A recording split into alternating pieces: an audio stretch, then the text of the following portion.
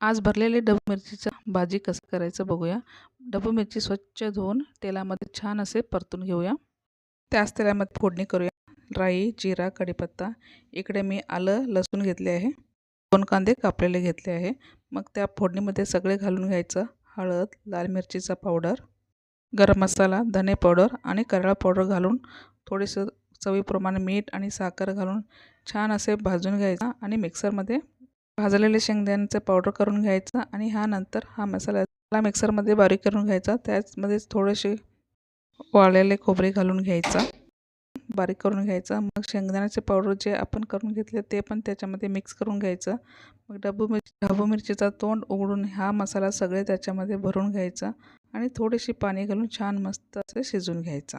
आणि हा मसालाच फ्रीजमध्ये ठेवला तर आरामात 4-5 दिवस टिकतो। रेसिपी आवडली तर लाईक करा, शेअर करा, सबस्क्राईब करा। पुन्हा भेटूया पुढच्या रेसिपी।